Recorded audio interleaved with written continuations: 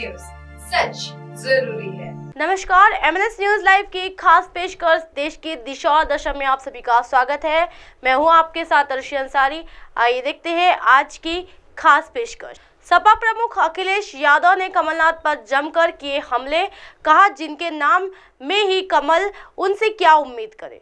मध्य प्रदेश के चुनाव में कांग्रेस भाजपा के अलावा अन्य दल भी ताकत झोंकने में लगे हैं। ऐसे दिन पहले अरविंद केजरीवाल भगवंत मान पहुंचे थे, तो आज यानी शुक्रवार को छतरपुर जिले के सपा प्रमुख अखिलेश यादव ने हुंकार भरी है। अखिलेश ने छतरपुर जिले के चंदला विधानसभा में समाजवादी पार्टी के प्रत्याशी पुष्पेंद्र हरिवार के समर्थन में जनसभा को संबोधित किया। इस दौरान उन्होंने कांग्रेस और भाजपा पर निशाना साधा। अखिलेश ने कहा कि चुनाव शुरू होने के बाद ये हमारी पहली जनसभा है और जनसभा में देख रहा हूँ मैदान में बड़ी संख्या में लोग दिखाई दे रहे हैं। ये उत्तर प्रदेश के बॉर्डर की बिल्कुल बगल की विधानसभा है। 2 बार समाजवादी पार्टी के वादियों के इस जगह पर आशीर्वाद मिला है। इस बार यहाँ की जनता हमारे प्रत्याशियों को जिताकर भेजेगी। बदलाव के लिए और एक नए रास्ते के लिए मैं आपसे अपील करता आया हूँ।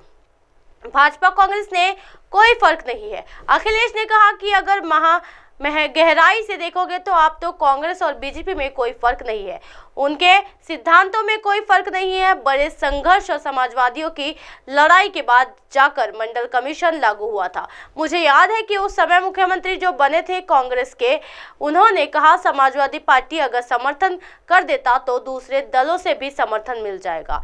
सबके पहले सपा ने अपने इकलौते विधायक का समर्थन दिया और फिर दूसरे दल का समर्थन मिला और उनके बाद गवर्नर ने बिल्कुल बुलाकर कांग्रेस को सरकार बनाने का मौका दिया। कमलनाथ पर साधा निशाना। अखिलेश ने कहा कि मैं सुबह 6 बजे जब यहाँ आ रहा था तो एक अंग्रेजी अखबार पढ़ रहा था। उस अखबार के फ्रंट पेज की पहली खबर थी जो यहाँ के एक अंग्रेज नेता के नाम से मिलती जुलती थी। उनके नाम में कमल हो, उसमें क्या उम्मीद कर सकते हो। वो बीजेपी की भाषा ही बोलेंगे, दूसरी भाषा ना बोलेंगे। अखिलेश ने कहा कि वैसे तो अखबारों में अपने बहुत कुछ पढ़ लिया होगा। इस समय तो ऐसा था, लग रहा था हम लोग गठबंधन में चुनाव लड़ेंगे जा रहे हैं। हम लोगों में बातचीत हुई और पता नहीं क्या किस कारण से बात खत्म हो गई।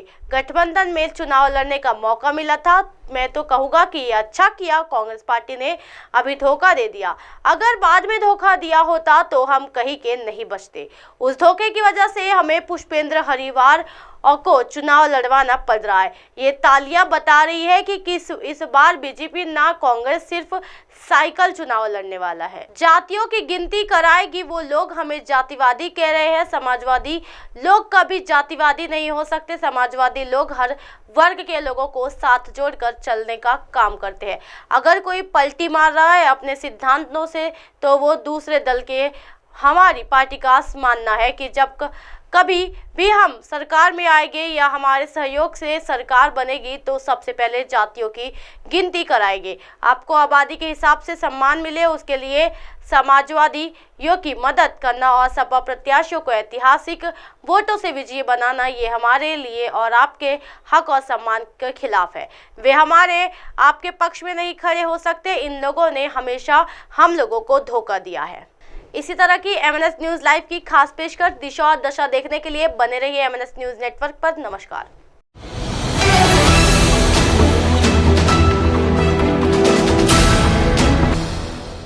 ये है एमएनएस न्यूज नेटवर्क और आप देख रहे हैं एमएनएस न्यूज।